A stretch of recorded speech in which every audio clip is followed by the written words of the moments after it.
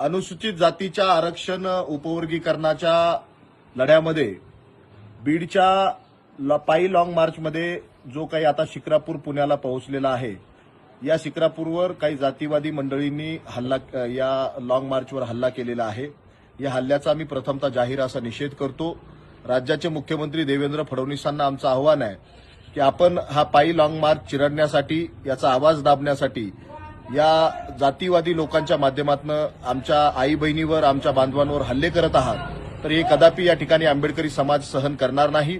आपण कितीही जरी प्रयत्न केले तरी हा हल्ला कुठल्याही परिस्थितीत आम्ही या ठिकाणी सहन करणार नाही आणि हा लॉंग मार्च मुंबईला धडकल्याशिवाय आम्ही त्या ठिकाणी थांबवणार नाहीत, एवढंच सरकारने लक्षात घ्यावं। धन्यवाद।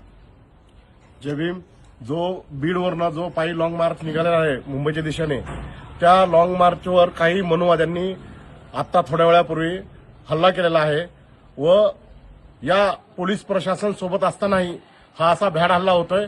या ठिकाणी या हल्ल्याचा मी जाहीर निषेध करतो व सरकारला या ठिकाणी एकच सांगू इच्छितो, आम्ही संवैधानिक मार्गाने मुंबईच्या दिशेने वाटचाल आमची आहे, तर संवैधानिक मार्गाने आम्हाला सुरक्षा पुरवावी व या मोर्चाची सर्वस्वी जिम्मेदारी, या मोर्चाला गालबोट लागलं तर हे देवेंद्र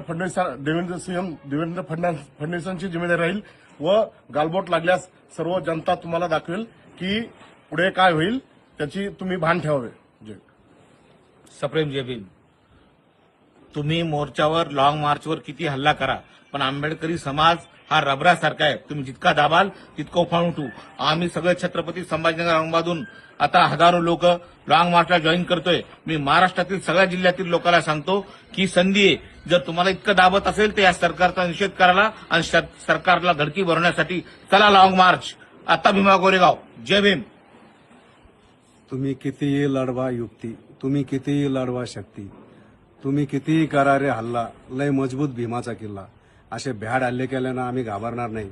आम्ही आमचा जो मकसद आहे, तो जे उपवर्गीकरणाचा घाट तुम्ही घातलेला आहे, तो उपवर्गीकरणाचा घाट आम्ही मोर्चा काढून, हा मोर्चा यशस्वी करून तो आम्ही तुमचा उपवर्गीकरणाचा घाट हा यशस्वी होऊ देणार नाही। आणि तुम्ही जो भ्याड हल्ला आज केलेला आहे, आमच्या मोर्चाला जे गालबोट लावण्याचा प्रयत्न केलेला आहे, हा प्रयत्न आम्ही हाणून पाडू। असे कितीही प्रयत्न करा, त्याला उत्तर देण्यासाठी सर्व भीमसैनिक तयार आहे। आणि आम्ही हा जो फडणवीस सरकारने हा जो घाट घातलेला आहे, हा आम्ही हाणून पाडू, हे आपण लक्षात ठेवा। जय भीम।